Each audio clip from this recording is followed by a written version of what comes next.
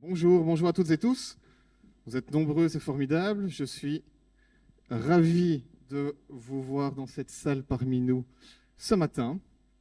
Alors, chers élèves, chers collègues, madame, monsieur, ma campagne est depuis 2 semaines en effervescence. Et vous le savez, depuis l'annonce des mesures budgétaires que souhaite prendre le gouvernement de la Fédération Wallonie-Bruxelles, l'équipe éducative de notre école fourmille d'idées pour communiquer son opposition à ces mesures. Cours donnés autrement, suppression de conseils de classe, bulletin de Noël, suppression de la réunion de parents de décembre, sitting, c'était mardi, devant l'école pour rendre visible le travail invisible, analyse de débat en classe, analyse d'interview en classe également. Et dès les premières discussions, lors des différents arrêts de travail qu'ont organisés vos enseignants, il a rapidement été évoqué qu'un moment citoyen, un moment d'échange, aurait toute sa place parmi ces différentes actions. Rapidement, une équipe se met en place et a organisé dans un délai très court ce débat réunissant 7 représentants de partis politiques. Je voudrais vivement remercier cette équipe organisatrice, comme je voudrais remercier les femmes et hommes politiques qui nous font l'honneur de leur présence parmi nous ce matin. Une petite précision, je voudrais vous rappeler que les GSM doivent vraiment, s'il vous plaît, rester dans votre poche. Le débat est filmé, on a un GSM là, on a une caméra au fond. Le débat est filmé par nos soins. Et il n'y a donc pas lieu d'avoir d'autres prises de vue. Ne tombons pas, s'il vous plaît, dans les travers que nous proposent malheureusement les réseaux sociaux que vous utilisez et que nous utilisons au quotidien.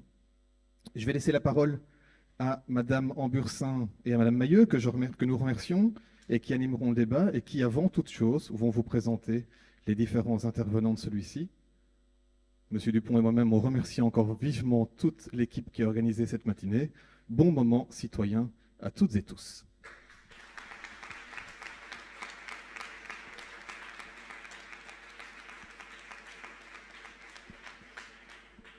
Mesdames, Messieurs, les élèves, les collègues, bienvenue à tous. Merci d'avoir répondu à notre invitation d'être présents aujourd'hui, alors que vous soyez représentants politiques, membres de la presse, partenaires de l'enseignement. C'est que pour vous aussi, l'école vous importe et que vous êtes prêts à écouter ceux et celles qui la vivent au quotidien. Alors, on va d'abord commencer par vous présenter les membres de l'opposition qui sont avec nous ce matin. Donc, à ma gauche, nous avons Monsieur Octave Daube pour le PTB. Nous avons Monsieur Martin Casier pour le PS, Madame Bénédicte Linard pour Écolo, ainsi que Madame Joëlle Maison pour Défi et Monsieur Fabien Minguin pour le Parti Libre. Pour représenter la majorité, nous accueillons ce matin Monsieur Alain Deneve pour le Parti des Engagés et Monsieur Van Gotsenhoef pour le Parti du MR. Soyez toutes et tous les bienvenus pour ce débat. Nous aurons à cœur de parler de l'avenir de notre enseignement en Fédération Wallonie-Bruxelles. Alors, nous sommes ici ensemble pour 1 heure de débat. 1 heure, c'est peu, 1 heure, c'est court. C'est pourquoi nous avons dû faire un tri, une sélection dans nos questions à vous poser. Mais ces questions reflètent les préoccupations tant de nos élèves que de leurs enseignants. C'est pourquoi aussi votre temps imparti pour répondre sera de 1 minute à 1 minute 30 et que vous ne pourrez pas toujours toutes et tous répondre à chacune de nos interventions. Et pour nous aider dans la gestion du temps, nous avons une équipe ici, des maîtres du temps avec Monsieur Demarche et Monsieur Delplace.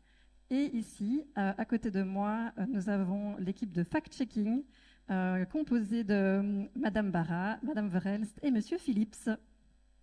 Et comme on vous l'a dit, ça va passer très vite. Toutes les questions ne pourront pas être passées en revue. C'est pourquoi vous recevrez à la fin de ce débat une liste avec d'autres questions réalisées par les élèves, en espérant que ces questions seront une source d'inspiration et de réflexion pour le vote décisif. Alors, pour rappel, ce débat se veut un lieu d'échange où on peut exprimer ses opinions, pouvoir les dire et les entendre sereinement et dans la tolérance. C'est pourquoi nous vous demandons à vous, cher public, de rester silencieux, calme et de ne pas intervenir pendant ce débat. Il y aura possiblement un moment où les élèves vont vous poser des questions qu'ils auront travaillées en classe avec leurs professeurs. Et quant à nous, Madame Ambursin et moi-même, nous restons des enseignantes qui, certes, avons l'habitude de débattre avec nos élèves en classe, mais certainement pas de mener ce genre de débat. Donc soyez, s'il vous plaît, toutes et tous indulgents. Merci déjà. C'est parti. Alors, rentrons donc dans le vif du sujet avec la première question. Nous souhaitons aborder ici la revalorisation du métier d'enseignant. On sait que le MR en avait fait une promesse de campagne et peut-être même l'une de ses priorités. On a entendu avec les différentes mesures qui sont envisagées par la ministre Madame Glatini qu'il y aurait une augmentation de la charge de travail pour les professeurs du degré supérieur, et ça, sans être payés. On a aussi entendu qu'il y aurait l'organisation d'un enseignement différencié avec des classes pouvant aller jusqu'à 28 à 30 élèves. On a également entendu qu'il y aurait une modification de la mise en place du tronc commun, pour lequel nous n'avons encore aucune information à l'heure actuelle. Et aussi, au niveau du fédéral, des réformes pour les départs anticipés à la retraite. Alors, messieurs de la majorité, monsieur Deneve, monsieur Van Gotsenhoven, qu'est-ce que vous pouvez apporter comme élément concret si on vous demande comment on peut encore aujourd'hui valoriser le métier d'enseignant? Monsieur Van Gotsenhoven, monsieur Deneve?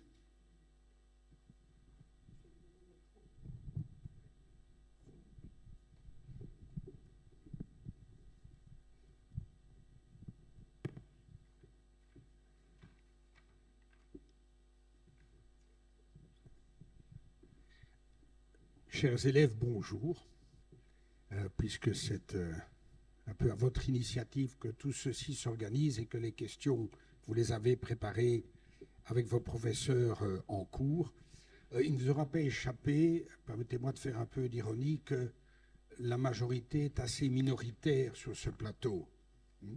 On est 2, ils sont 5, alors que nous avons ensemble la majorité des sièges au Parlement de la Fédération Wallonie-Bruxelles. Donc c'est un format qu'on qualifiera d'un peu singulier.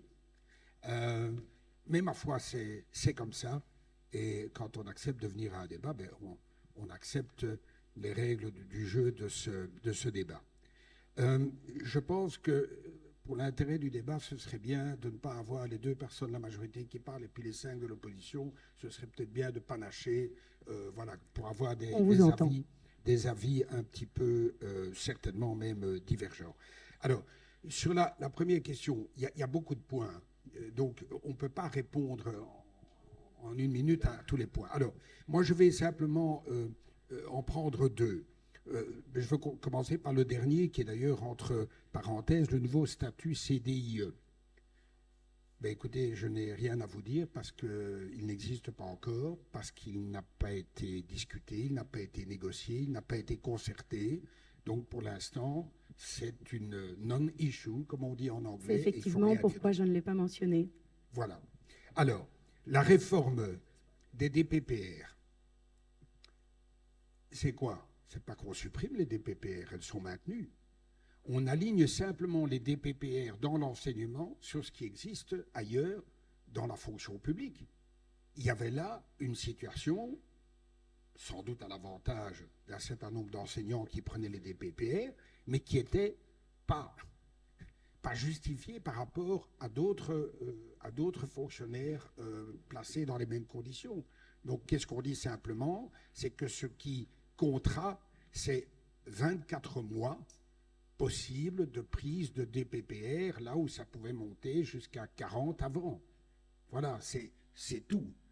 Je vais m'en tenir à ça pour l'instant. On peut peut-être revenir après, parce que je pense que beaucoup de gens auront des choses à dire sur d'autres questions, mais on y reviendra. Tout à fait.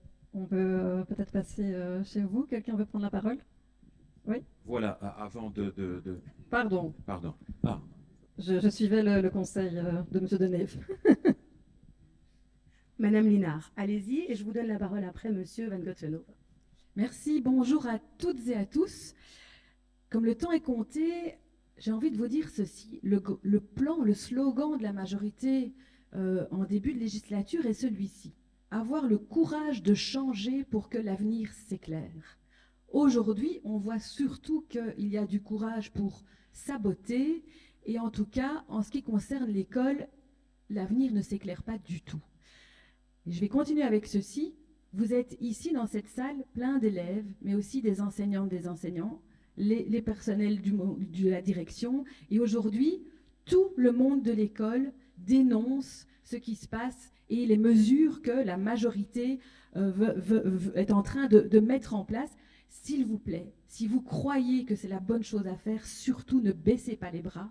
Quand vous avez des choses à défendre, il faut continuer de les défendre jusqu'au bout parce que c'est aussi comme ça qu'on fait changer les choses. Donc bravo pour votre mobilisation.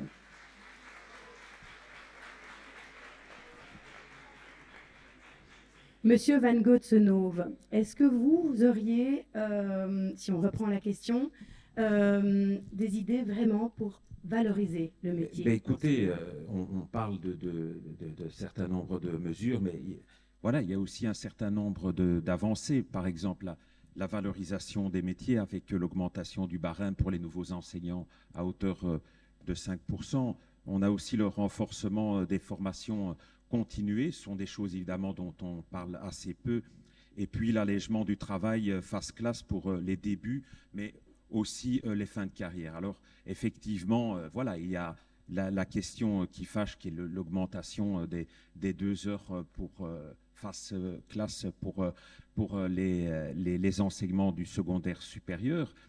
Voilà, il y a eu un examen de la situation qui était accompagné, qui a même été élaboré par un groupe d'experts qui a proposé toute une série de mesures. Par exemple, je vais les citer, l'augmentation de la charge horaire des enseignants d'éducation physique à 28 périodes, mesure évidemment qui n'a pas été retenue, celle des enseignements du degré inférieur du secondaire, l'augmentation de 2 périodes pour les enseignements du fondamental, autant de mesures qui ont été refusées par l'actuel gouvernement. Alors c'est vrai qu'il y a cette mesure qui évidemment est un effort qui est demandé, on ne va pas tourner autour du pot, mais voilà, dans l'arbitrage qui a été fait, on a essayé effectivement de s'orienter afin qu'on puisse progressivement aussi pouvoir soutenir l'ensemble de l'enseignement. Et donc, oui, il y a parfois un certain nombre d'arbitrages difficiles à faire, mais il ne faut pas évidemment occulter un certain nombre de mesures qui visent à améliorer donc le parcours des enseignants, et donc en rester à cette unique mesure qui a été réfléchie, évidemment arbitrée, et j'entends évidemment, je l'ai vu encore sur la porte d'entrée ici de l'école, il n'y a pas la moindre idée de mépris. Voilà, la situation est grave, nous essayons et nous travaillons à faire avancer l'enseignement, mais c'est sûr que oui, il y a évidemment à un certain moment des arbitrages qui sont compliqués. Alors, je le dis et avec sincérité, on ne modifie pas réellement le temps de travail. Il y a un rééquilibrage de la part consacrée aux cours et donc de ce point de vue-là, la charge d'enseignement passe de 16h06 à 18h03 hebdomadairement. Alors oui, évidemment, cette mesure sur laquelle inévitablement on va revenir, elle a été arbitrée, mais elle n'est absolument pas marquée par une ambition de mépris, mais par une recherche systématiquement de solutions pour faire évoluer l'enseignement dans un contexte, il est vrai, difficile. Merci. Je vais laisser Monsieur Cazé, vous voulez répondre peut-être? Oui, merci beaucoup. D'abord, bonjour à toutes et tous. Je l'ai dit aux profs que j'ai pu rencontrer ici en arrivant, je voulais, comme le disait Bénédicte, mais d'abord vous féliciter, vous remercier pour la mobilisation, parce qu'on n'arrivera pas à faire changer les choses sans une action claire, et en l'occurrence, votre école est exemplaire en la matière. Ça me permet de faire un lien, parce que ce qu'on vient d'entendre est une forme de novlangue technicienne. En réalité, hier, au Parlement, on a accueilli tous les acteurs de l'école, fédération de pouvoirs organisateurs, syndicats, associations de parents. Qu'est-ce qu'ils ont tous dit? Ils ont dit il y a un sentiment de mépris. Et un sentiment de mépris, Monsieur Van Goetsenhoven, il ne suffit pas de dire non, non, non, je vous jure, on ne veut pas vous mépriser. Il y a une stratégie qui a été mise en place malheureusement par la ministre de l'Enseignement, et ce n'est pas juste une mesure, ce n'est pas juste la question des 2 heures supplémentaires, c'est une question de comment on regarde le métier d'enseignant, comment on accorde de la place aux enseignants et aux enseignantes dans les réformes. Et hier, au-delà de cette question de mépris, tous les acteurs ont dit la même chose. On n'est jamais, au mieux écouté parfois, mais jamais entendu. Jamais, jamais, jamais. Et nous ne participons pas aux mesures qui sont prises. Et donc, à la question, puisque la première question, c'est comment est-ce qu'on revalorise? Pour revaloriser le métier de l'enseignant, il faut déjà commencer par arrêter, dans la presse et dans les politiques, de systématiquement renvoyer des imaginaires de personnes qui, en réalité, ont des horaires légers, sont confortablement installées, ne font pas grand-chose. Parce que c'est ça l'imaginaire qui est mobilisé quand on dit on peut te rajouter 2 heures et sans être payé en plus, on va te supprimer un petit peu ta fin de carrière, on va augmenter ceci. C'est précisément ça qu'on renvoie. La question de la revalorisation, c'est une question d'image dans la société. Et si on renvoie systématiquement à des imaginaires qui sont ceux d'une forme de comme ça a été fait d'ailleurs par M. Denef, d'une forme de fonction qui a des avantages indus, eh bien, on alimente précisément une dévalorisation de ce métier. Merci. Et on peut ancrer ça après dans des mesures plus concrètes, mais comme on reviendra après, je crois dans une question, je le ferai, mais je crois que c'est avant tout ça. Il faut arrêter de dire qu'on ne méprise pas, il faut arrêter de mépriser. Ce sera déjà une première bonne manière de commencer. Merci, Monsieur Casier. Nous allons écouter Monsieur Daube. Vous vouliez prendre la parole? Excusez-moi, on va vous demander de ne pas applaudir. Je vous l'ai demandé, j'ai été claire. Tout le monde a le droit de s'exprimer ici, donc on ne va pas applaudir à chaque intervention. Est-ce que c'est bien clair, s'il vous plaît? Merci.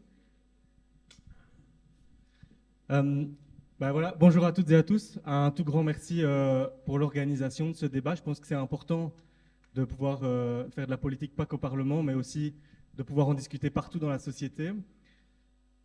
Je pense que cette question du mépris, elle est fondamentale. Oui, l'EMR et les engagés, alors là, ils vous font plein de beaux discours. Parfois, on pense que 2 minutes, c'est court quand on écoute M. Van Guatseno, mais parfois, c'est long. La question du mépris, elle est fondamentale parce qu'il vous explique qu'on ne maîtrise pas les profs. C'est faux.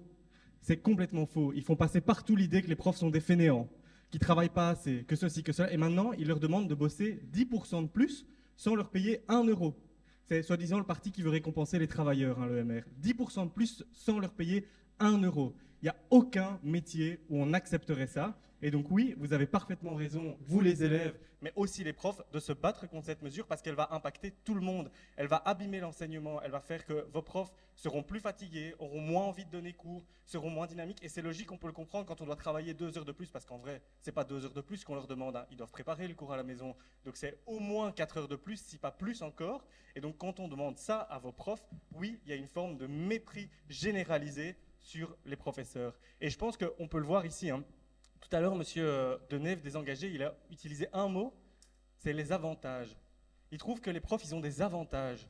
C'est quelqu'un qui gagne 7 000 € par mois, 7 000 € par mois, hein, qui aurait une pension extrêmement confortable, qui vient expliquer ici, mais tout sourire, hein, qu'il y avait quand même des avantages qui n'étaient pas corrects pour les profs, etc., et qu'il fallait revoir ça. C'est du n'importe quoi. Et donc aujourd'hui, vous avez bien raison, la jeunesse et les profs, on doit se battre pour préserver notre enseignement parce qu'ils veulent le défoncer à tous les niveaux. Ils veulent le casser ici dans le secondaire, mais ils veulent aussi le casser dans l'enseignement supérieur. Ils ont mis un Minerval maintenant à 1 200 € pour empêcher juste les étudiants qui n'ont pas les moyens d'aller faire des études. C'est du n'importe quoi. On va se battre contre ces mesures parce qu'aujourd'hui, ils font les malins. Ils font un peu semblant qu'ils vont tout passer. C'est pas vrai. On peut les faire reculer. On va en être capable. Ils sont terrorisés par le mouvement social qui est en train de naître. Ok, merci beaucoup pour cette première question qui était déjà bien. Il y a quelqu'un qui voulait encore dire quelque chose? Merci. D'abord, merci à toutes et tous pour votre invitation et puis pour votre présence. Alors moi, je ne vais pas agresser mes collègues, ni personnellement, ni leur parti, et je vais plutôt dire ce que nous proposons et ce que nous contestons. Alors, la première chose, je pense que pour revaloriser les enseignants, il faut d'abord leur faire confiance.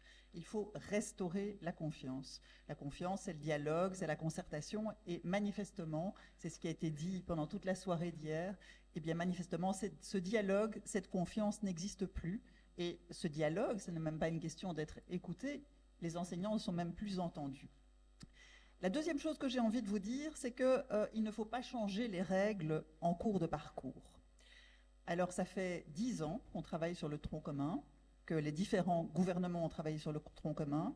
Ça fait 10 ans qu'on s'est penché, beaucoup plus même, puisqu'il y a eu des études avant, pour dire que l'allongement du tronc commun, eh bien, ça permet de lisser les inégalités scolaires. On sait que notre pays est le champion, en tout cas la Fédération Wallonie-Bruxelles est championne des inégalités scolaires. Donc, changer les règles en cours de parcours, c'est déstabiliser les enseignants, les élèves, et c'est faire en sorte que les citoyens ne croient plus en l'école. Voilà. Donc, je crois que les 2 premiers gouvernements ont réussi, même s'ils n'étaient pas identiques, à conserver cette idée du tronc commun. Et aujourd'hui, ce nouveau gouvernement a créé une rupture avec ces 3 filières qui sont finalement un retour en arrière qui me semble inacceptable. La 3e chose que je voulais vous dire, c'est qu'il ne faut pas non plus de contradiction dans son discours. Si on dit qu'on veut faire des économies, on ne lance pas l'idée d'un CDI pour remplacer le statut. On ne fait pas peur aux enseignants, sachant que si on est vraiment en crise et qu'on a besoin de sous, eh bien, il ne faut pas proposer des mesures, peut-être qui ne sont pas encore opérationnalisées, mais il ne faut pas proposer des mesures qui vont coûter des sous. Au contraire, on pouvait jouer autrement. Bien sûr, les statuts sont obsolètes, bien sûr, ils sont nombreux, mais on pouvait les harmoniser, faire en sorte, par exemple, comme une proposition que j'ai fait voter à l'unanimité au Parlement de la Communauté française il y a quelques années, faire en sorte que les enseignants puissent accumuler de l'ancienneté indépendamment du réseau dans lequel ils travaillent. Et ça, je crois que ça aurait été une mesure qui aurait permis d'effectuer un changement, mais en même temps sans bouleverser les règles, sans faire peur aux enseignants et sans que ça coûte beaucoup plus cher, ce qui est un message tout à fait contradictoire par rapport au message général de besoin d'économie. Merci, merci. Vous voulez prendre, Monsieur Maguin, la parole? Oui, mais effectivement, moi je crois que si on dit qu'on veut revaloriser les enseignants et qu'on les considère, la première chose, effectivement, c'est de travailler avec eux. Hier, on l'a dit, on a reçu l'ensemble du monde de l'enseignement. Je n'ai pas entendu une structure syndicale, parentale, professeur, PO, dire on ne veut pas faire d'efforts, on ne veut même pas ne pas faire d'économies. Ils demandent juste d'être associés à la décision. Ils demandent juste de dire attention, il y a des décisions que vous prenez qui sont impraticables. On peut reprendre l'exemple des 2 heures de plus. Vous êtes prof de maths, vous avez aujourd'hui 4 périodes pour avoir 20 heures, mais vos 2 heures, vous allez faire comment? Et donc, c'est là qu'il y a du mépris. Quoi que vous en disiez, messieurs, vous avez aujourd'hui des acteurs de l'école qui disent, et c'est vrai ce que Mme Maison dit, ça fait 10 ans qu'il y a eu plein de réformes du monde de l'école. Est-ce que tout le monde en était heureux? Non. Mais au moins, elles étaient co-construites ensemble. Et ici, ce gouvernement a vraiment changé cette donne. Je l'ai dit dès ma première intervention au Parlement, parce que ça m'avait frappé. C'est vraiment un gouvernement qui coupe d'abord, décide d'abord, et puis évalue, discute, au mieux concerte, même si tous les acteurs aujourd'hui du monde de l'école nous disent on n'est vraiment plus concertés. Et donc, je crois vraiment que c'est ça qu'il faut changer dans le logiciel de décision. Si on veut aujourd'hui valoriser les professeurs, commençons d'abord par reconnaître leur expertise, leur quotidien, à voir quand on prend une décision si elle est praticable sur le terrain, est-ce qu'elle va impacter le quotidien de l'ensemble des acteurs de l'enseignement. Je crois que c'est une autre manière de faire de la politique, c'est ce qu'on défend chez Libre, une autre manière de faire les choses que ce qui est mis en place et qui donne ce sentiment de violence à l'égard du monde de l'école qui aujourd'hui est contesté. Merci, merci beaucoup. Merci à vous. On va passer, merci pour cette première question, en tout cas qui est déjà bien dense. On passe à la 2e question qui concerne le financement de la Fédération Wallonie-Bruxelles. Alors la question est la suivante. Le déficit budgétaire de la Fédération s'explique entre autres par son propre fonctionnement puisqu'elle ne peut pas lever les impôts elle-même. Et donc les enseignants qui sont un peu fatigués d'être pris pour des variables d'ajustement se demandent si, à l'instar de ce qui se passe en Flandre, on ne pourrait pas, il ne serait pas temps de réformer ce système. Alors, messieurs, dames de l'opposition, qu'est-ce que vous en pensez? Madame Lénard?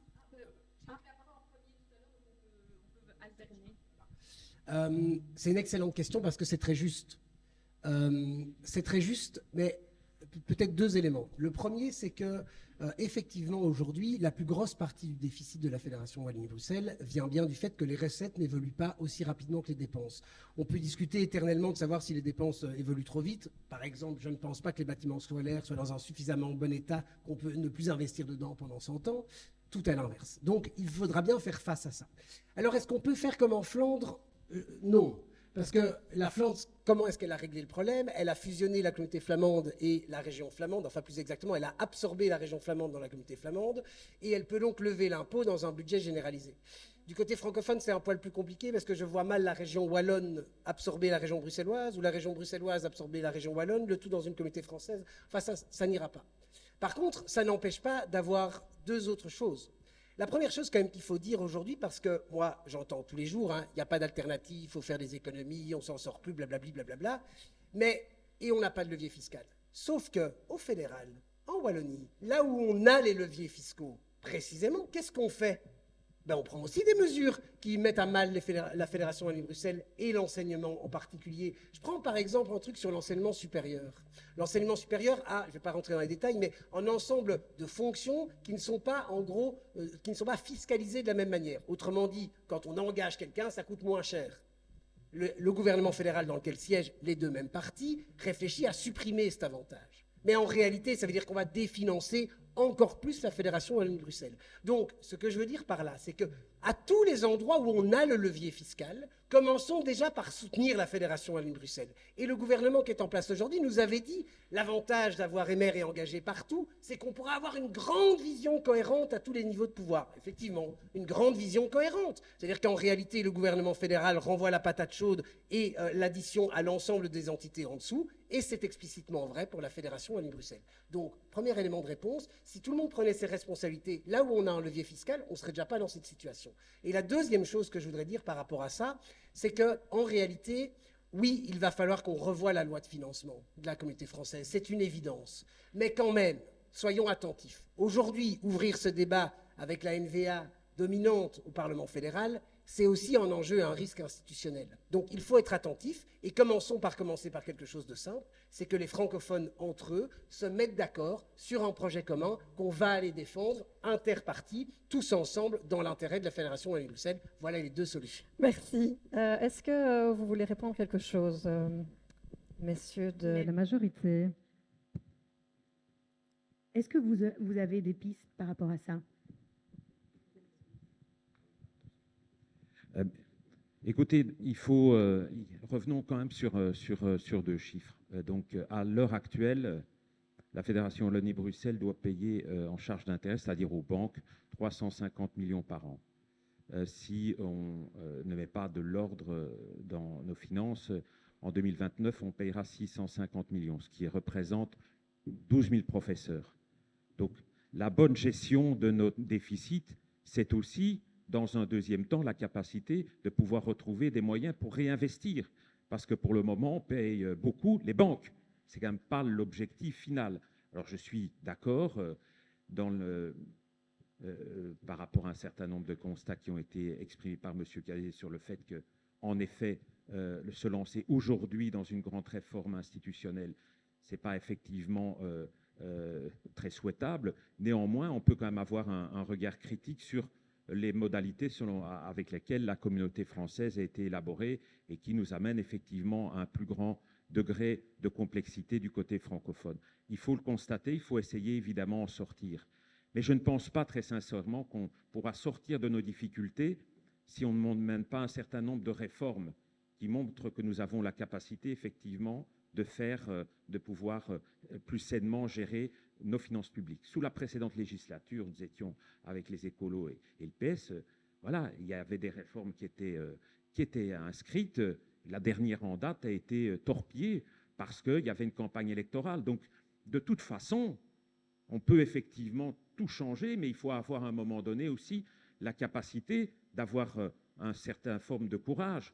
Parce que forcément, augmenter le déficit, c'est augmenter l'incapacité de réinvestir ultérieurement. Et donc, un certain nombre de réformes qui visent évidemment à maîtriser les déficits, ce n'est pas par gaieté de cœur qu'on le fait, c'est pour éviter que l'argent qui devrait bénéficier aux écoles ou à d'autres des compétences de la fédération n'aille évidemment payer donc massivement les banques. Et donc, il faut évidemment avoir l'esprit ouvert, mais il faut aussi pouvoir regarder la réalité du déficit en face et s'accorder sur le fait qu'on ne peut plus les laisser filer, sinon c'est la paralysie pour l'ensemble de nos objectifs et de nos volontés de tirer l'école vers le haut.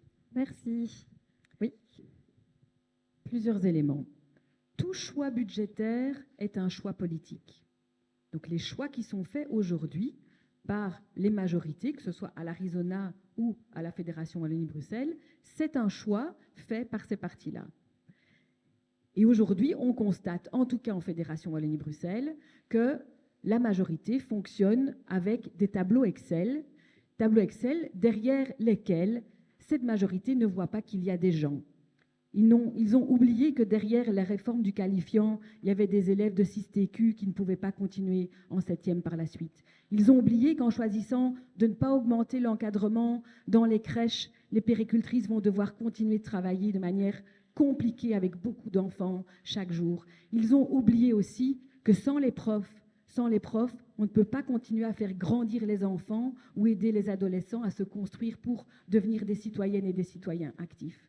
Par contre, bien gérer l'argent, c'est normal. Mais j'entends parfois chez certains conservateurs dire « l'argent public, on doit le gérer en bon père de famille », cette belle expression bien patriarcale là. En fait, l'argent public, c'est pas comme la gestion d'un budget d'un ménage, parce que si on ne met pas de l'argent dans des services collectifs, comme par exemple des crèches, comme l'école, ça veut dire qu'on fait reposer tous ces coûts sur les individus. Ça veut dire que l'école va devenir plus privée potentiellement, ça veut dire que des crèches, chaque parent devra se débrouiller, alors qu'une politique publique, elle est là pour se dire de quoi avons-nous besoin dans notre société pour bien vivre ensemble. Et donc, on a besoin que ce soit l'argent public qui finance certains services comme les crèches, comme l'école, et il y en a bien d'autres. Et je vais terminer par ceci. Il faut faire la différence entre une dépense et un investissement. Ici, la majorité va voter dans quelques semaines de mettre moins d'argent pour rénover les bâtiments scolaires. Ok, mais quoi? Les bâtiments scolaires, on va les laisser se dégrader encore plus que certains ne le sont. Ça ne va pas. Et donc, c'est une dépense, entre guillemets, mais c'est surtout un investissement. On investit dans quelque chose qui, non seulement va permettre d'améliorer la performance énergétique des bâtiments, et on sait que c'est nécessaire pour le climat, mais aussi avoir des toilettes correctes, avoir un cadre correct pour pouvoir étudier, pour pouvoir travailler. Et donc, il y a des pistes autres d'économie qui existent. Par exemple, on pourrait lutter contre le redoublement scolaire. On sait combien vivre l'échec, c'est dur pour chacun et chacune d'entre vous, mais pour chaque personne, quel que soit son contexte de travail ou d'études, le redoublement, il coûte 400 millions par an à la Fédération Wallonie-Bruxelles. On prendrait la moitié pour en fait mettre de l'accompagnement supplémentaire et subsidier des profs pour pouvoir accompagner celles et ceux qui en ont le plus besoin. Ça coûterait éventuellement la moitié de ces 400 millions, mais ce serait bien plus utile. Merci. Merci. Est-ce que quelqu'un veut encore prendre la parole? Monsieur Denef, peut-être? Non? Ok, ça va. Oui, donc, est-ce qu'il faut revoir le mode de financement? Est-ce que ce mode de financement est mal né? Oui. Est-ce qu'il faut le faire maintenant? Je suis d'accord. Non, certainement pas avec l'ANVR, parce que déjà le mode de financement actuel, vous savez, il y a des petits biais comme ça qui ont été mis à l'époque qui défavorisent les francophones. Il y a une fameuse clé élève qui répartit les financements entre néerlandophones et francophones dans ce pays. Et à l'époque, on a déjà choisi de prendre une clé élève qui allait que jusqu'à 17 ans. L'enseignement scolaire est obligatoire jusqu'à 18, parce que si on mettait les 18 ans en plus, ça avantageait les francophones et un peu plus au détriment des flamands. Et donc, vous voyez, dans ce genre de petits détails, il faut faire attention. J'entends que M. Van Guatsonov se dit, tiens, c'est peut-être pas le moment avec la NVA, peut-être un éclair de lucidité sur ce qu'est le nationalisme parfois en Belgique. Je le dis à tous ceux qui normalisent un peu, c'est le parti du Premier ministre, on ne voit pas où est le danger. Donc, oui, il faudrait le faire. Le faire maintenant, je crois que c'est la pire idée vu le gouvernement en place. Et je crois aussi que du coup, il faut avoir un discours de vérité. On ne va pas pouvoir rapidement trouver des solutions financières pour la Fédé, et donc il faut travailler dans le cadre actuel. Ceux qui nous disent, de l'autre côté peut-être de l'échiquier politique, il suffit d'aller taxer les super riches et on aura de l'argent en plus pour l'école, c'est faux. En tout cas, à court terme, quoi qu'on en pense. Et donc, il faut effectivement travailler, et je crois, là je rejoins effectivement Martin, qu'il faut d'abord travailler entre francophones, entre institutions bruxelloises et wallonnes, pour voir si les régions peuvent venir aider la fédération Wallonie-Bruxelles, faire en sorte que les Bruxellois et les Wallons puissent venir aider le budget de la Fédé, parce que c'est comme ça qu'on va pouvoir effectivement éventuellement dégager des marges. Et puis entre-temps, dans la gestion budgétaire et les choix d'économie qui sont faits, je l'ai dit, je crois qu'il y a moyen de faire d'autres choix que ce qui a été proposé par cette majorité, de le travailler autrement, plus intelligemment. Et ça, je crois que c'est vraiment l'enjeu pour moi de cette mandature-ci. Essayer de peser sur cette majorité pour leur dire arrêtez ce côté effectivement tableur Excel, on coupe. On verra bien après ce que ça donnera. On prend parfois des décisions qui, à l'inverse, vont coûter plus cher. Et donc, avoir une vraie gestion ensemble avec l'école pour dire, OK, on est dans un carcan budgétaire, tout le monde le reconnaît. Comment est-ce qu'on fait avec les moyens qu'on a pour assurer la meilleure école et les meilleures conditions de travail pour les professeurs et le monde de l'enseignement? Merci. Monsieur Denef.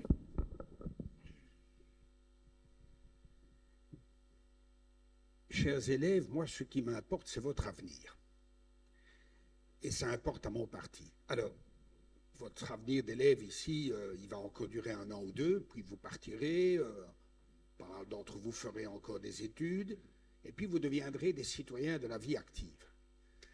Vous allez devenir des citoyens dans la vie active d'un pays au niveau fédéral et au niveau des différentes entités qui se trouvent en dessous du fédéral, les 3 régions, la communauté française, qui est extraordinairement endettée.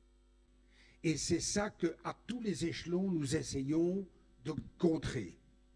Parce que quand on est endetté, on paye des charges d'intérêt. Et ça, c'est un argent qui est perdu, qu'on ne revoit jamais, avec lequel on ne peut pas faire d'autres choses intéressantes. Et c'est ça que nous voulons absolument arrêter dans un pays qui est le 4e le plus endetté en Europe, avec le 5e déficit budgétaire le plus important. Ça ne peut pas continuer comme ça. Alors, à tous les niveaux, il y a des problèmes. Il y a 2 milliards de déficit en région wallonne, il y a 1,5 milliard de déficit en région bruxelloise. Le fédéral, n'en parlons même pas. Les Flamands, ça va un peu mieux, j'oserais dire que ça va un peu moins mal, et c'est pour ça qu'ils arrivent, eux, à refinancer mieux leur enseignement. Et puis, il y a la Fédération Wallonie-Bruxelles, avec un déficit d'1,5 milliard. Vous comprenez bien qu'on ne peut pas continuer comme ça. Donc, il faut prendre des mesures. Quand vous savez que l'enseignement obligatoire, c'est-à-dire le type d'école où vous êtes maintenant, c'est un peu plus de la moitié du total du budget de la Fédération Wallonie-Bruxelles, on doit aussi faire des mesures d'économie dans l'enseignement. On ne peut pas faire autrement. Vous voulez qu'on supprime la RTBF? On pourrait faire ça. Hein? Là, on résout le problème. Hein? Il n'y a plus de RTBF, mais par contre, l'enseignement devra prendre moins de mesures. Vous voulez qu'on supprime la moitié du budget de l'ONE, de l'Office national de l'enfance, vous savez, les crèches, etc. Mais non, chacun fait sa part. Chacun doit contribuer à l'effort commun. Et c'est ce que nous proposons. Alors, hier, on a reçu les acteurs de l'enseignement dans une séance que j'ai trouvée de très grande qualité par les interventions des acteurs. Et je salue les interventions de l'opposition qui se sont montrées à la hauteur de la qualité et de l'émotion des témoignages qui nous ont été donnés par les acteurs de l'enseignement. Et je vais redire ce que nous avons dit hier. Est-ce que nous, engagés, nous sommes pour le collectif de mesures que nous devons prendre, c'est-à-dire pour l'objectif d'économie que nous devons faire? Oui. Oui, et nous assumons ça pleinement, parce que ça, c'est notre sens de la responsabilité. Est-ce que nous, engagés, si on avait eu le ministre de l'Enseignement, qui n'est donc pas engagé, qui est maire, nous avons la ministre-présidence, Elisabeth de Gries, est-ce que nous aurions pris exactement, si on avait pu décider seul, mais on n'a pas la majorité absolue, hélas, les mêmes mesures? Non, sans doute qu'on aurait fait un peu différemment. Est-ce que dans la méthode, on aurait été différent? Ça, certainement. Mais, je le redis, et je termine par ça, sur l'ensemble des mesures à prendre, nous les assumons parce que nous voulons vous garantir un avenir ici, mais surtout dans toute votre future vie d'adulte. Merci. Monsieur Daube. Ouais, je pense que ce que vous venez de dire, Monsieur Denef, c'est exactement l'inverse. Il dit qu'il s'inquiète pour votre futur. Alors pourquoi est-ce qu'ils ont cassé le qualifiant? Pourquoi est-ce qu'ils ont supprimé les 7e TQ? Pourquoi est-ce qu'ils passent le Minerval à 1 200 €? Pourquoi est-ce qu'ils surchargent vos profs et qu'ils diminuent la qualité de l'enseignement? Si on veut vraiment avoir un futur pour la jeunesse, on doit investir dans l'enseignement et pas le casser comme ils sont en train de le faire. Et oui, il y a des possibilités. Parce que la Belgique est un pays compliqué. Donc évidemment, c'est pas la... Je ne sais pas si tout le monde voit ce que c'est la Fédération Wallonie-Bruxelles, c'est ce qui gère l'enseignement, etc. Ne peut pas lever des impôts directement. Donc on a un pays compliqué, un espèce de millefeuille comme ça. Et donc c'est d'abord l'État fédéral, l'État, toute la Belgique, qui peut par exemple lever des impôts. Et ensuite, tous les partis, à part le PTB, ont d'une manière ou d'une autre fini par voter la loi spéciale de financement qui fait qu'en gros, les régions qui gèrent l'enseignement n'ont pas assez d'argent pour le faire. Et donc oui, aujourd'hui, il faut lever ce débat, il faut dire on doit changer le financement pour les choses qui gèrent l'enseignement. Et je pense que quelque chose qui est important, c'est que le gouvernement fédéral, ils ne sont pas du tout en train de faire ça, ils sont en train de faire l'inverse. Parce que M. Denef a dit quelque chose que je trouve assez frappant. Il a dit tout le monde fait des efforts. C'est pas vrai, hein? On ne demande aucun effort aux super riches de ce pays. Aucun. On est en train d'investir des milliards et des milliards dans des avions de chasse, dans la guerre, etc. On ne demande aucun effort aux super riches et après on dit « Ah mais le fédéral, de toute façon, il n'a pas d'argent pour aider à financer l'enseignement ». Ça, c'est inaudible comme discours. Aujourd'hui, oui, on doit taxer les riches pour refinancer l'enseignement et on doit changer cette loi qui encadre les trucs. Il n'y a pas d'autre alternative si on veut pouvoir offrir un avenir convenable à la jeunesse de ce pays. Merci. Oui, je sais bien que dans... Oui. Allez, 1 minute vraiment. Bon, donc la Belgique, la structure institutionnelle de la Belgique est extrêmement complexe et la Fédération Wallonie-Bruxelles est un peu victime de cette structure institutionnelle. Donc effectivement, à long terme, il faut modifier la loi de financement. Moi, j'aurais comme objectif de lever une partie de l'impôt sur le lieu de travail et pas sur le lieu de résidence, puisque les Bruxellois, à ce moment-là, auraient un plus juste retour des investissements, par exemple, qu'ils font dans les routes, dans la STIB, etc. Mais une partie de ce prélèvement pourrait aussi être transférée à la Fédération Wallonie-Bruxelles, mais ça, c'est à long terme, parce qu'on n'envisage pas aujourd'hui une réforme institutionnelle à ce jour avec les partis qui sont au pouvoir aujourd'hui. À moyen terme, moi je dirais la fin de l'orientation massive dans l'enseignement spécialisé. Alors l'enseignement spécialisé, c'est un enseignement très important, mais c'est un enseignement, il y a 35 000 élèves plus ou moins, et il coûte un peu plus de 800 millions d'euros, soit le même coût que l'ensemble de l'enseignement maternel en Fédération Wallonie-Bruxelles. Et dans cet enseignement spécialisé, il y a une orientation massive des élèves qui sont précarisés, de familles pauvres, parce que les familles qui sont plus pauvres n'ont pas les outils pour se défendre quand on leur suggère d'orienter leur enfant dans l'enseignement spécialisé. Cet enseignement qui coûte 800 millions, je pense qu'il y aurait moyen, si on mettait fin à cette orientation massive des enfants pauvres dans l'enseignement spécialisé, d'économiser beaucoup, puisqu'un enfant dans l'enseignement, on va dire, traditionnel, en moyenne, coûte à peu près 7 000 € par an, tandis qu'un enfant dans l'enseignement spécialisé, eh bien, la société investit à peu près 25 000 € pour cet enfant. Donc, réfléchissons à cette piste. 800 millions, il y aurait peut-être la possibilité d'économiser quelques centaines de millions là-dedans. Enfin, troisième mesure, plus à court terme, eh bien, je dirais ne pas faire, ne pas bouleverser ce qui a été dessiné depuis 10 ans. Par exemple, poursuivre le tronc commun jusqu'à la 3e incluse et conserver le même statut pour les enseignants, avec peut-être des facilités pour permettre aux jeunes enseignants de se stabiliser plus rapidement. Voilà. Merci. Alors, avant de passer à la 3e question, on va faire un petit tour ici chez notre équipe de fact-checking. Est-ce que vous avez quelque chose à dire ?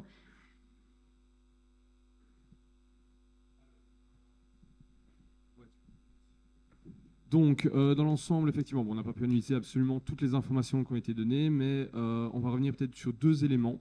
Le premier, c'est plutôt un élément de langage. Donc, il est question régulièrement dans les médias, de la surcharge de 2 heures supplémentaires pour les professeurs du degré supérieur, ou de 2 fois 50 minutes. Et donc, c'est quelque chose qui revient notamment dans le discours ici de la majorité.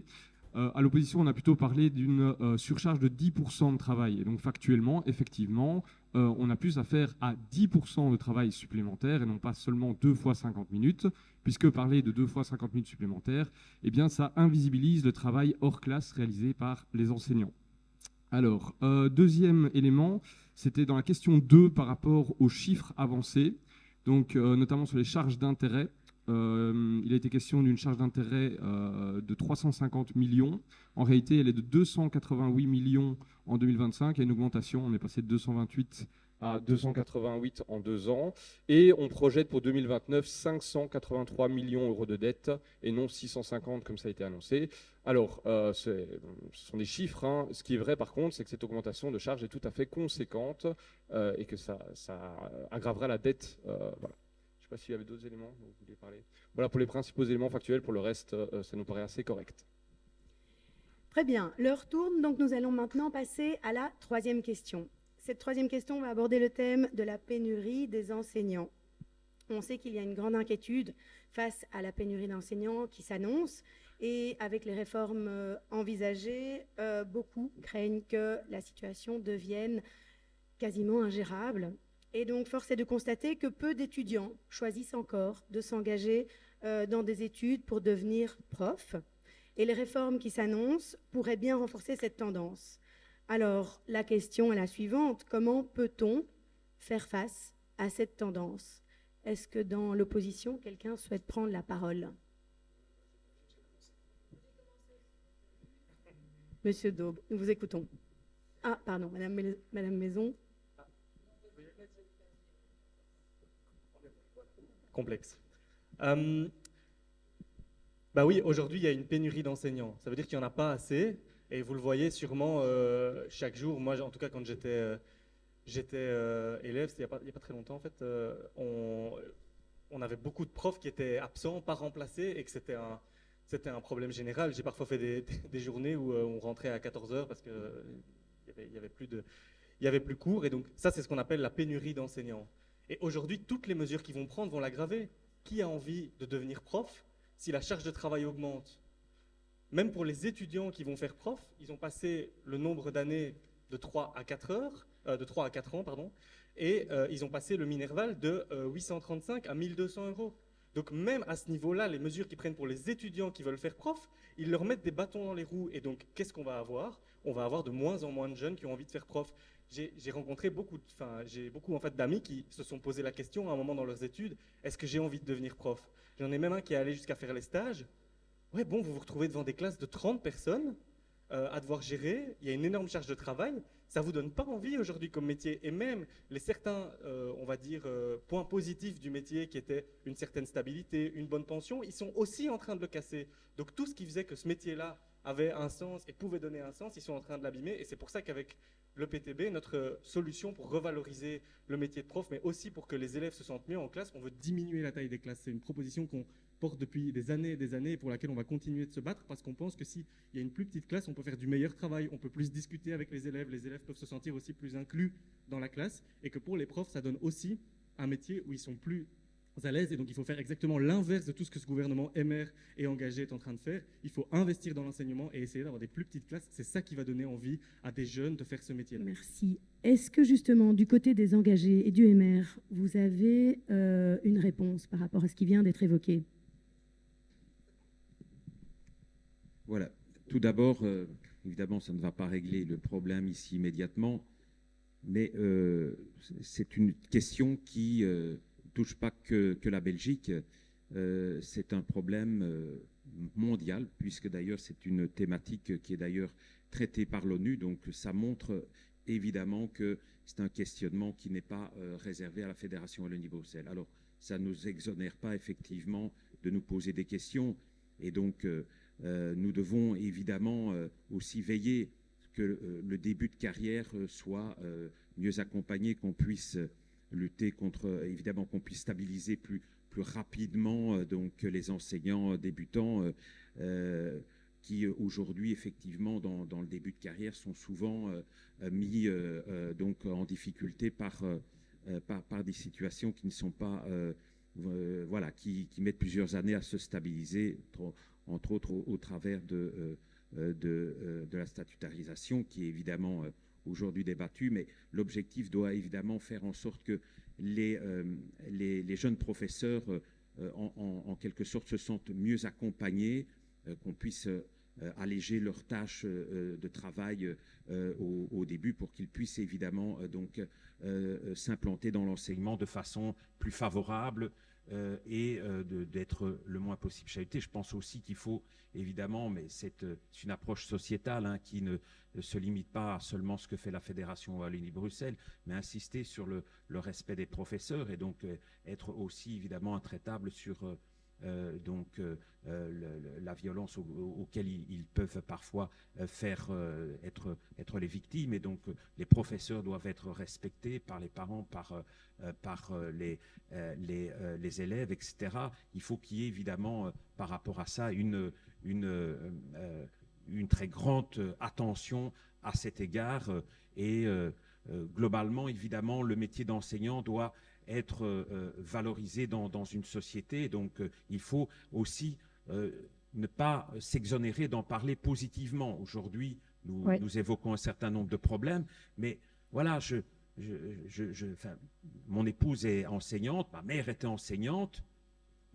J'ai quand même l'impression effectivement qu'il faut pouvoir aussi évoquer les bons côtés de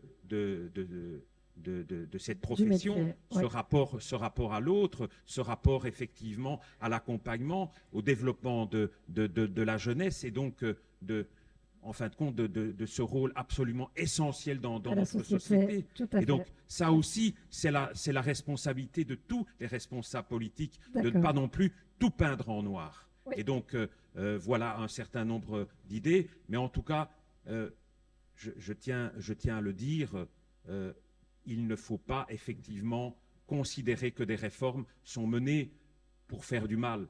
Elles sont aussi menées pour sauver le bateau de la Fédération Wallonie-Bruxelles qui est en train de sombrer, et ce n'est certainement pas donc à l'avantage des enseignants. Gotsenov. On va passer la parole à... Dites-nous. Merci. Alors, je pense que dans ce contexte morose, il faut vendre un peu de rêve aux jeunes pour qu'ils aient envie de devenir enseignants. Alors, j'avais une proposition qui avait été émise, qui n'a pas été retenue lors de la réforme de la formation initiale, c'était de faire une grande partie de cette formation initiale des enseignants suivant les modalités de l'alternance.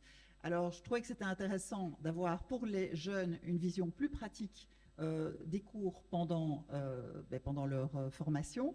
Et je trouvais que c'était intéressant aussi pour les profs en place, les profs dans les classes, d'avoir de temps à autre un élève en apprentissage dans le cours qui puisse, qui puisse pas évidemment donner cours puisque c'était pas du tout son rôle, mais qui puisse accompagner finalement quelque part et avoir une vision à la fois pour le jeune de ce qui se passe en classe, et pour l'enseignant d'avoir un deuxième adulte en classe. Alors la deuxième chose que je proposerais, c'est de pérenniser le système du référent par école. Je crois que c'est très important que les jeunes qui s'engagent dans le métier d'enseignant ne se retrouvent pas de but en blanc après leurs études, face classe, sans aucune aide. Et parfois, et même souvent, c'est ce qui arrive. Et donc absolument pérenniser le système du référent, et ensuite, je dirais, au lieu de se lancer dans un contrat à durée indéterminée pour tous les enseignants, eh bien plutôt proposer de stabiliser les jeunes sur une année complète. On sait combien il est important, et certains pouvoirs organisateurs le font, stabilisent les jeunes pour une année complète. Alors, ils le font sur fonds propres, et donc ce n'est pas possible dans tous les cas. En revanche, si on mettait en œuvre ce décloisonnement des réseaux, des pouvoirs organisateurs, on pourrait proposer aux enseignants, dans des lieux géographiquement proches, on pourrait leur proposer d'exercer leurs fonctions dans plusieurs écoles. Mais pour ça, il faut évidemment modifier et harmoniser les statuts et pouvoir permettre de fonctionner beaucoup plus en interréseau que ça ne se le fait aujourd'hui. Voilà. Merci. Oui, allez-y, et après je reposerai ma question à moi. Donc, moi, je remercie la majorité d'être là aujourd'hui, et c'est important dans un débat qu'on n'attaque pas les personnes, donc je ne le ferai jamais. Mais ce que j'entends est hors sol. Quand j'entends le MR qui dit « nous voulons sauver l'enseignement », quand je suis arrivée avant le débat ici, j'ai discuté avec certains, et surtout certaines, c'était enseignantes. Il y en a 3 avec qui j'ai discuté, qui avec la mesure des 10% de travail en plus dans le secondaire supérieur, 3 ici dans la salle, mais il y en a plus dans l'école qui vont perdre leur job. Et donc, comment est-ce qu'on sauve l'enseignement si on se sépare des enseignantes et des enseignants, et en plus, les plus jeunes, ceux qui sont arrivés en dernier, entre guillemets, puisque ce sont les professeurs nommés qui restent en place et qui vont devoir travailler plus. Et donc, c'est complètement déconnecté de la réalité de dire qu'on veut sauver l'enseignement et en fait, on s'attaque aux profs. Il y a quelque chose qui n'existe pas en Fédération Wallonie-Bruxelles, c'est objectiver quelle est la vraie charge de travail des enseignantes et des enseignants. Et en fait, il faudrait commencer par ça. Il faudrait un vrai travail qualitatif pour essayer d'identifier, mais en fait, c'est quoi le travail d'un prof aujourd'hui? Que ce soit dans le secondaire, que ce soit dans le primaire, que ce soit en maternelle, ce sont des réalités très différentes, mais ce n'est pas juste passer chaque fois 20 périodes ou 22 périodes de 50 minutes devant des élèves. Regardez ce qu'on est en train de faire aujourd'hui. Vous le comptez où dans les heures de travail, le débat ici? toutes les heures de travail pour organiser ce débat, toutes ces heures de travail passées à penser, à accueillir. D'ailleurs, merci pour l'accueil aux 2 sections qui nous ont accueillis, c'était juste parfait. Mais donc, tout ça, ça compte dans l'enseignement. Et donc, commencer par objectiver, c'est à un moment donné oser montrer la réalité de ce qui se passe vraiment. Et là, on pourra discuter de savoir combien d'heures il faut augmenter ou diminuer dans les heures de travail. Et on pourra chiffrer tout ça. Et quand on saura, en fait, combien, entre guillemets, coûte une heure de travail sur les 40 ou 45 heures ou 50 heures semaine, je ne sais, puisque ce n'est pas objectif, on ne sait pas le dire précisément, on pourra à ce moment-là prendre des bonnes décisions. Et peut-être que oui, on harmonisera le temps de travail face à la classe à 20 heures pour tout le monde et pas 22 heures pour tout le monde. Parce que là, ce sera peut-être plus juste au regard de ce qui se passe aujourd'hui, tous les jours dans les écoles. Merci. Madame Linard. L'heure tourne et donc on va avancer un petit peu. On va passer à la deuxième partie. Je pense que monsieur au moins... Pardon. Et puis on passera à la deuxième partie. Voilà, comme ça on peut tous savoir... Exactement. Tout à fait. Exactement. Deux choses. Un mot sur la pénurie avec un élément qu'on n'a pas évoqué, c'est l'évolution démographique de la population scolaire. Et ça, paradoxalement, ça va un peu nous aider et un peu nous pénaliser. Nous aider parce que le nombre d'élèves à partir de l'année prochaine en secondaire diminue et il est déjà en nette diminution en maternelle et en primaire. Moins d'élèves, ça veut dire moins besoin de profs. Donc si on trouve moins de profs, ce qui n'est pas une bonne chose en soi, mais ça va un petit peu alléger le problème par le fait qu'il y aura aussi moins d'élèves. Là où ça va nous pénaliser, c'est que vous avez tous compris que l'argent de l'enseignement, il vient de nos impôts que nous payons au fédéral. Et le fédéral répartit cet argent en fonction du nombre d'élèves entre la communauté flamande, la communauté française et puis n'oublions pas la petite communauté germanophone. C'est ce qu'on appelle la clé élève. Et c'est simple, on répartit d'après le nombre d'élèves. Mais si nous avons moins d'élèves, la Flandre en aura moins aussi, mais elle va diminuer moins vite que nous. Ça veut dire que la part de la Flandre va augmenter. Ça, malheureusement, c'est la logique des lois de financement et de la clé de répartition élèves. Donc à la fois, ce sera un bien, il faudra entre guillemets moins de professeurs, mais ça va nous pénaliser. Sur la deuxième question, qui est la question vraiment importante, parce qu'on a parlé beaucoup de mépris, etc., c'est la question de l'image du métier d'enseignant. Il y a un problème, il y a vraiment un problème. Et notamment le fait, on l'a évoqué, qu'on évoque la charge de travail avec des heures en face de la classe, 20, 22, 24, 26 aussi, hein, en maternelle, eh bien, ça donne dans une partie de l'opinion publique, pas la plus maligne peut-être, et pas la plus informée, ou qui s'en fout un peu, l'idée, ben, finalement, les professeurs ne travaillent pas beaucoup. Tout le monde sait qu'il faut pratiquement doubler pour avoir le nombre d'heures réelles, ça on est bien d'accord. Donc, peut-être qu'il y a là quelque chose à faire pour éviter d'avoir ça des gens qui disent oui, en plus c'est leur vacances, mais de quoi se plaignent-ils? Bon.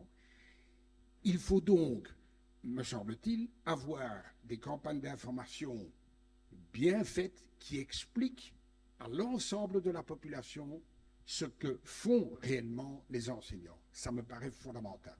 Merci pour ces éclaircissements. Je J'ai sais une que M. petite Casier demande. ne tient plus et Voilà, voilà, une minute. Je ne vais pas rentrer dans la question parce que ça prendra du temps que je n'ai pas. Je voudrais juste dire une chose. Ce qu'on vient d'entendre, ce sont précisément les mêmes qui vont donc ajouter les 10% de travail supplémentaire. C'est juste ça que je voulais dire maintenant. Ok, merci. Nous allons continuer et passer à la deuxième partie du débat qui consiste à écouter les questions des élèves. Alors, vous le savez, les élèves, ce seront les premiers à subir les effets des mesures annoncées par Madame Glatini. Et ce sont ces mêmes mesures qui risquent clairement de détériorer leurs conditions d'apprentissage. C'est pour comprendre les raisons et les mécanismes de ces décisions que nos élèves ont exploré ces thématiques avec certains de leurs enseignants. Et donc, de ce travail découlent les questions qui vont vous être posées maintenant. Alors, pour la première question, je vais appeler Talia, qui est élève en 6e puériculture, pour poser ta question. Est-ce que, Blessing, tu pourrais aller apporter le micro à Talia?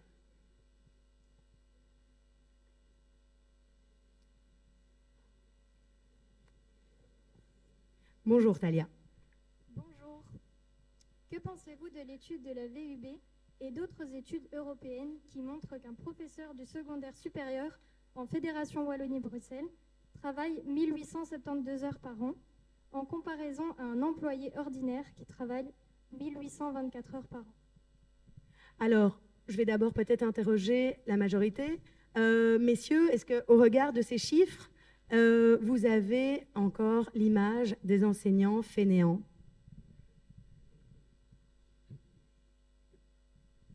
Non, puisque je viens de dire exactement le contraire. Une petite chose me concernant, si vous permettez. Sorry pour mes collègues qui savent déjà la chose, mais moi je suis président d'un pouvoir organisateur d'une école que j'ai créée en 2019. Donc c'est moi qui ai engagé la direction, les premiers profs, et j'ai inscrit les premiers élèves parce qu'il n'y avait pas de direction pour le faire. J'ai interagi avec cette école un jour sur deux, et elle me prend la plus grande partie du peu de temps que je ne consacre pas à la politique. Donc je connais bien le monde de l'enseignement et les enseignants. Je sais ce qu'ils travaillent. Donc il ne faut pas venir dire qu'on n'est pas conscient du travail qui est fait. Passer à 22 heures en face de la classe, ça veut sans doute dire passer à 44 heures de travail réellement presté. Et certains font peut-être un peu moins dans les coordinations, mais certains font aussi un peu plus. Alors, moi, je ne suis pas au courant de cette étude, bon, qui est quand même un peu vague, on ne voit pas très bien c'est quoi un employé ordinaire, etc. Vous savez, il y a quand même beaucoup de professions où les gens font plus que les heures qu'ils sont censés prester. C'est évidemment une moyenne. Oui. Bon, je ne vais pas vous faire le coup des indépendants, mais ça, ces gens-là, par définition, ils ne comptent pas leurs heures, enfin, quand ils veulent réussir. Moi, je connais des fonctionnaires qui font beaucoup plus que leurs 38 heures. Ben oui. Et dans le secteur privé, je vous assure que dès que vous avez un peu de responsabilité dans une entreprise, vous faites évidemment beaucoup plus de 38 heures. Et je vais dire, au profit de mes collègues, mais de moi-même aussi, je pense que nous faisons tous ici, ben nous on n'est pas payé à l'heure, c'est un forfait, mais on fait tous beaucoup plus que 38 heures. Enfin, je l'espère en tout cas. C'est en tout cas mon cas. Donc, faisons attention à ces comparaisons qui peuvent être boiteuses, mais il faudrait avoir plus de renseignements précis. Oui, mais le problème, c'est qu'on n'a pas trop le temps pour vous expliquer ces calculs. Mais M. Cazé voulait vous répondre, et puis M. Minguin. M. Minguin d'abord. C'est l'exemple même de ce que je disais là tantôt. On nous avait annoncé un gouvernement, rappelez-vous de cette grande formule, elle va vous coller à la peau longtemps, mais d'ingénieurs, de gens qui allaient calculer avant de décider. C'est tout le problème. C'est que sur beaucoup des mesures qui sont prises, quand on interroge la ministre ou le gouvernement en disant « Ok, vous décidez ça, mais quelle est la justification? Où est l'étude? Où est l'étude d'impact? Pourquoi vous le faites? Sur base de quelles normes ?» Pas une réponse, pas une évaluation, pas une étude. Alors aussi parfois une vague étude. Dans l'OCDE, on nous a dit que les profs travaillaient un peu moins. Oui, mais est-ce que vous comparez des pommes avec des pommes, des pommes avec des pommes? Et c'est ça tout le problème. C'est cette manière de faire de la politique qui, moi, m'insupporte, on décide, et puis on verra bien. Et ça nous a répondu, hein. On verra, on va évaluer après. Mais non, évaluez avant pour être certain que la mesure que vous prenez, elle soit praticable, elle soit réaliste, que les paramètres sur lesquels vous fondez vos décisions, c'est ça la bonne gestion publique. Et c'est ça que je vous reproche le plus, hein, véritablement. Parce que des décisions, vraiment, on peut en prendre dans tous les sens. Mais alors au moins les objectiver. Ça a été le cas aussi sur la gratuité des fournitures scolaires. On nous a dit, on va évaluer. Et dès le début, on nous a dit, mais attendez, évaluer, ça ne veut pas dire supprimer. Non, on va évaluer. Puis finalement, on supprime sans avoir l'évaluation, en rendant impossible de faire les évaluations. On a supprimé les inspections, etc. Et donc, c'est ça qui ne va pas dans ce mode de fonctionnement et dans ce gouvernement. C'est vraiment ce gouvernement qui décide d'abord, évalue après, et alors surtout concerte pas. Merci. Moi, je voulais, Taya, te remercier pour la question, parce que c'est quand même assez surréaliste d'entendre « je ne connais pas cette étude ». Donc, en Belgique, il existe une seule étude dans l'histoire de la Belgique qui a évalué la question du temps de travail des enseignants. C'est celle citée, faite en Flandre par la VUB. Donc moi, je ne peux qu'appuyer ce qu'a dit Fabien ici. En réalité, il y a deux options. Soit, réellement, les engagés ne connaissent pas l'étude, et alors, en réalité, ça démontre précisément le problème, c'est qu'on n'étudie jamais rien avant de prendre une mesure. Et Fabien l'a rappelé, il y a plein d'autres éléments, mais c'est grave. Soit, en l'occurrence, on la connaît et on essaye de faire croire qu'on ne sait pas très bien comment elle a été faite, et alors on lance un discrédit sur une méthode scientifique et sur un travail scientifique, qui est aussi par ailleurs une des tendances qu'on voit de plus en plus poindre. C'est une remise en question permanente des faits, des chiffres, des méthodes scientifiques, avec des attaques. Je n'ai pas dit que ça avait été fait, mais je dis, c'est ce qu'on entend. Et donc, face à ça, moi, la réponse, elle est réellement simple. Que tu nous demandais qu'est-ce qu'on en pense. Ben, moi, j'ai été enseignant, j'ai commencé ma carrière comme enseignant. J'ai d'ailleurs le plaisir de croiser ici dans la salle une collègue avec laquelle j'ai commencé ma carrière. Mais on sait tous qu'on fait bien plus que les 20 heures face classe. On sait tous qu'effectivement, il y a le travail avec les élèves en dehors, les corrections, les préparations, les conseils de classe, les préparations des projets extrascolaires, l'engagement qu'on peut avoir dans l'accompagnement. Bref, en réalité, on a besoin de cette étude. La seule et unique manière d'aborder cette question sereinement, c'eût été d'avoir une étude en Fédération Wallonie-Bruxelles pour pouvoir objectiver les faits, en discuter de manière apaisée. Et donc, qu'est-ce que je pense de cette étude? Je pense qu'heureusement qu'elle existe. Et que quand on la regarde, on voit bien que le chemin pris est mauvais à tous les égards. Il est mauvais sur les chiffres et il est mauvais sur la méthode. Et donc, je pense que c'est ça qu'on doit sortir. Et il n'y a pas à vouloir jeter en discrédit sur cette situation de fait. Bien sûr que chaque enseignant va avoir des réalités de chiffres sans doute un peu différentes. On ne prépare pas tous de la même manière, on n'a pas tous les mêmes manières de corriger, on ne fait pas tous les mêmes types de questions.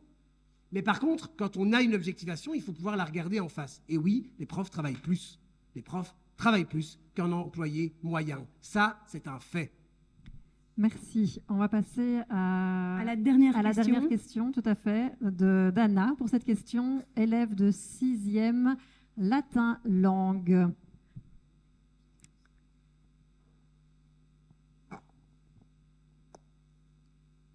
Bonjour à tous. Donc, ma question pour les députés, c'est pourquoi faire le choix de réduire les dépenses dans le secteur de l'enseignement pour rembourser une dette de 11 millions tout en projetant de dépenser 5% du PIB de notre pays dans les armements, en sachant que cela équivaudrait à 20 millions d'euros par an. Et une question qui se rattache à celle-ci, c'est est-ce que votre priorité, c'est la défense ou de former des citoyens cultivés? Alors, donc la question ici d'Anna, parce que n'a pas bien entendu ici, ta question. Monsieur Denef n'a pas entendu toute la question. Donc, est-ce que tu peux la répéter peut-être un peu plus fort?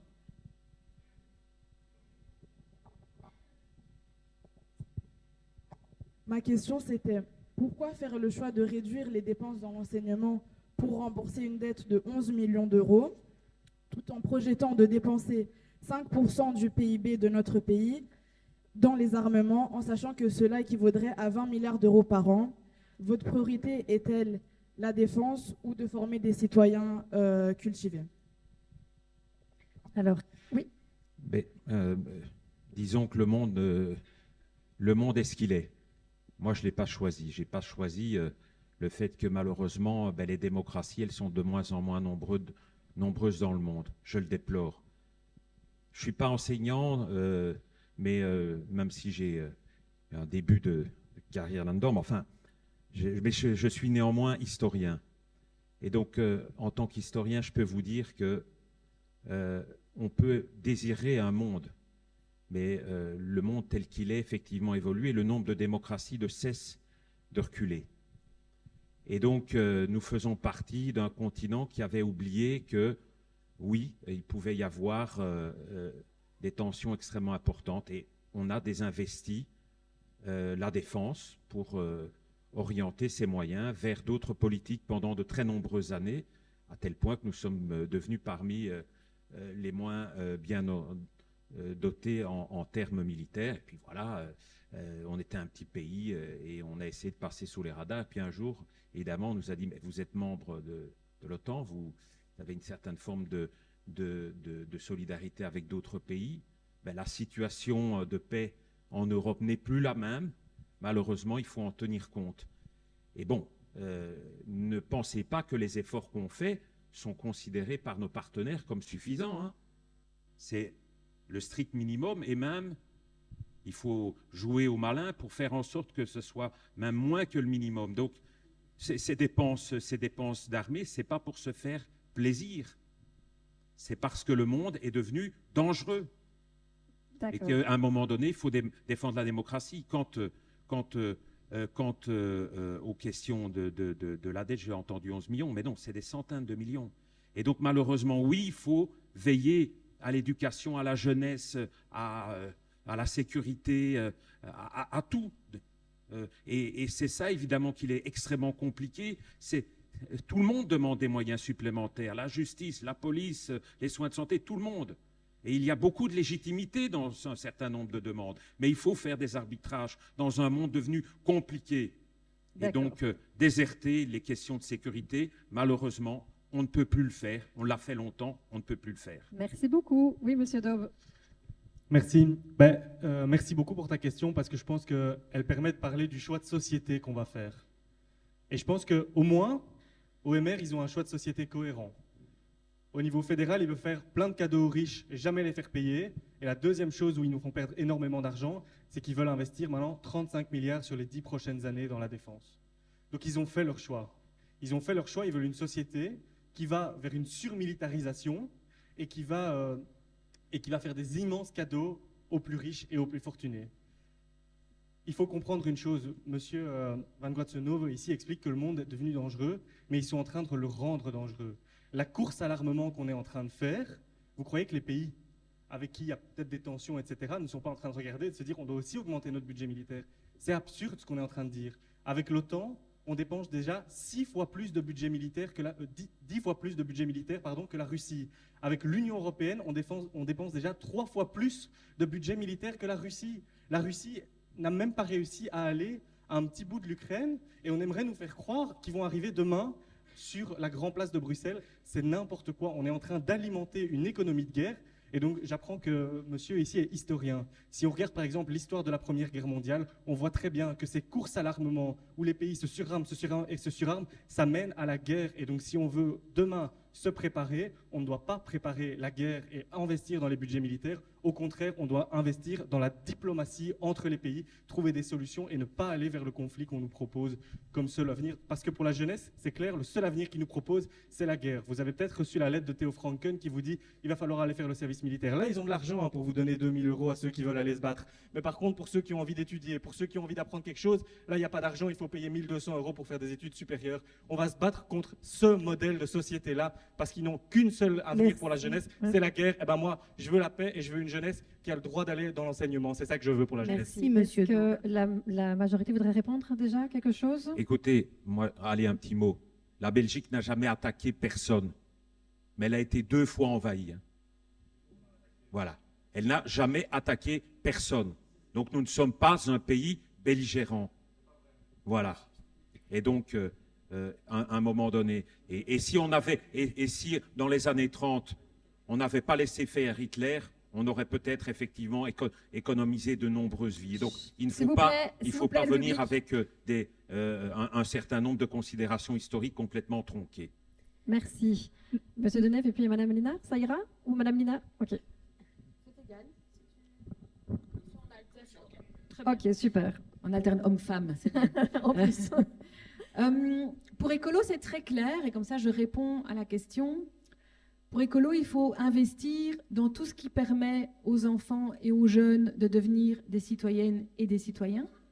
Il faut investir dans tout ce qui permet à la planète d'être préservée bien mieux qu'on le fait aujourd'hui, c'est-à-dire tout ce qui permet aussi d'y vivre de manière beaucoup plus sereine sans qu'on soit pris par des inondations ou des incendies, mais aussi parce que ça améliore la santé de tout le monde, d'avoir un air sain, de ne pas avoir des pesticides, par exemple, d'avoir une alimentation bien plus saine. Et on doit aussi investir dans tout ce qui permet de faire du lien dans une société. Par exemple, la culture. C'est un exemple parmi plein d'autres. Mais essayez de penser chaque jour ou réfléchissez aux moments les plus heureux que vous avez vécus dans le mois passé. Est-ce que c'était des moments tout seul dans votre chambre, derrière un PC, ou avec personne, ou c'était plutôt des moments parce que vous étiez avec des amis, avec votre famille, en train de vivre quelque chose de sympathique? Et c'est ça, en fait, qu'on doit construire. Et aujourd'hui, le modèle de société qui est en train d'être mis en place par l'Arizona au fédéral, mais aussi par les gouvernements MR engagés dans les régions wallonnes et en Fédération Wallonie-Bruxelles, c'est l'inverse de ça. Et donc pour Écolo, c'est très clair. Alors, sur la question de la défense, est-ce qu'il faut à un moment donné pouvoir avoir une armée. Oui, potentiellement, mais le plus intelligent, c'est de travailler alors au niveau européen et pas chacun son petit pays qui va aller investir des milliards et des milliards et pour réinventer l'eau chaude de son côté. Il y a un grand manquement aussi. Pour que ce monde puisse vivre ensemble, il faut réinvestir dans la justice, mais c'est encore un autre débat. Merci, merci. Mais on avait vu M. Denève peut-être d'abord, et puis... Si, par un coup de baguette magique, on pouvait imaginer de ne pas acheter des F-35, c'est pas pour ça que l'État fédéral donnerait comme ça l'argent à un autre niveau de pouvoir. Il faut bien comprendre que chaque niveau de pouvoir a son budget, a ses obligations, sa manière d'opérer. Et que fait l'État fédéral? Il répond à des obligations de la Belgique dans le contexte international, européen, mais surtout de l'OTAN. Et c'est pour ça que nous devons monter l'effort de défense à 3,5% du PIB.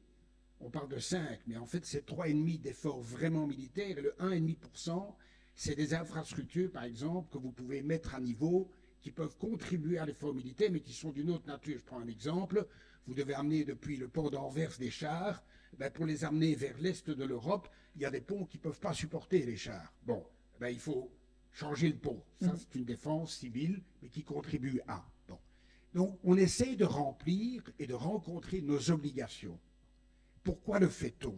Parce qu'effectivement, le monde qu'on croyait stable et en paix, il n'est plus stable et en paix.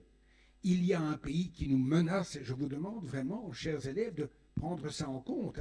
La menace russe, ce n'est pas une menace en l'air. Les drones qui tournent autour de nos aéroports, aujourd'hui, on ne sait pas les abattre, on ne sait pas les neutraliser, on n'a pas les équipements pour. On est en train d'y travailler. J'ai déposé au Parlement bruxellois une proposition de résolution pour créer une filière industrielle de défense anti-drone. Mais aujourd'hui, on ne sait pas le faire. Il faut se défendre. Ce pays est une véritable menace. Et ce pays est aussi le pays qui a accouché d'une idéologie qui, au XXe siècle, a fait 100 millions de morts, et qui s'appelle le communisme. Merci, Monsieur Denève. On va se recentrer sur l'enseignement et peut-être arriver au terme de ce débat avec un mot de la fin par Madame Maison. C'est mon collègue Fabien qui fera le mot de la fin. Il aime beaucoup ça. C'est un brillant orateur. Donc moi, j'avais envie de dire que, effectivement, alors rationnellement, c'est pas la même poche, puisque la poche pour l'armée, c'est la poche du fédéral, et pour l'enseignement, c'est celle de la Fédération Wallonie-Bruxelles. Mais quand on parle de danger, alors moi, je n'aime pas ce climat de peur, je suis peut-être un peu naïve, j'ai pas l'impression que le danger est encore aux portes de l'Europe, et déjà aux portes de l'Europe, je ne le crois pas. Mais en tout cas, moi, ce qui me fait le plus peur dans ces mesures d'économie qui sont centrées sur la Fédération Wallonie-Bruxelles et en particulier sur l'enseignement, c'est la peur de l'ignorance. Je pense que si on veut un monde plus en paix, je crois qu'il faut un monde avec des citoyens formés, éduqués, qui ont l'esprit critique, qui peuvent distinguer une bonne information d'une fake news. Et ça, on ne peut l'obtenir qu'en investissant massivement dans les crèches, dans les structures d'accueil de manière générale de la petite enfance, dans l'enseignement maternel, primaire, dans l'enseignement en général, dans l'enseignement supérieur. Et ça, pour le moment, ce n'est pas le chemin qui est tracé. Et ça me fait peur. Merci. Oui, donc on a une petite bataille.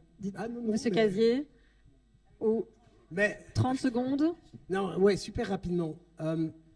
On l'a dit tout à l'heure, mais chaque décision budgétaire est un choix politique. Chaque décision budgétaire traduit un choix politique. Il n'y a pas de monde dans lequel on est obligé de faire quelque chose qu'on n'a pas envie de faire. Ça n'existe pas. Quand on est homme et femme politique, précisément, ce qu'on essaye de faire, c'est de traduire ce qu'on a envie de créer comme société.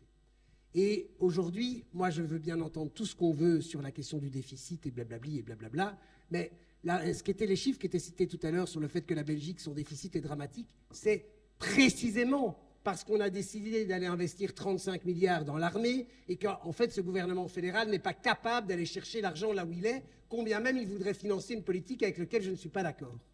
Donc à un moment, il faut arrêter de tout dire et il faut arrêter d'être contradictoire soi-même.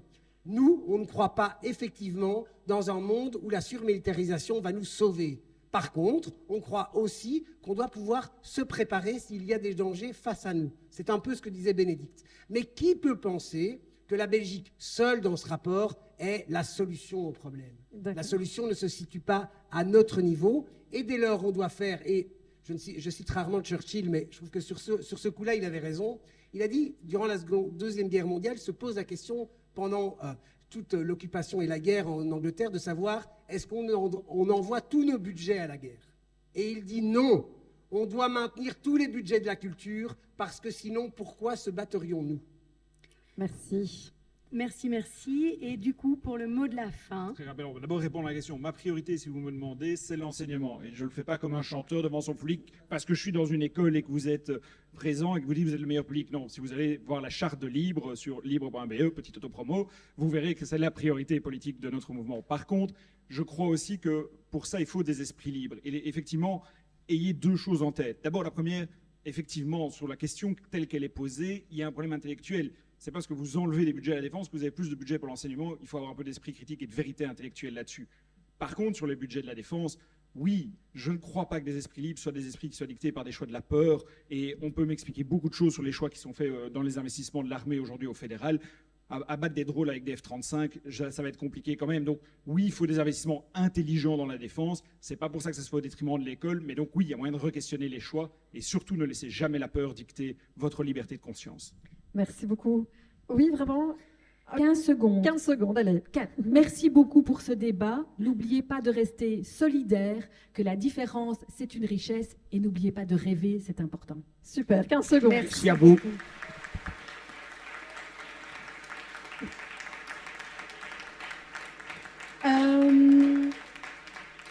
Avant de se quitter, je fais juste un tour du côté de nos fact-checkers pour savoir si l'un ou l'autre chiffre ou information doit être détaillé. Ok, donc 2-3 informations complémentaires. On revient un petit peu en arrière sur la troisième question qui avait été posée par rapport à l'allègement du temps de travail des enseignants dans la première année.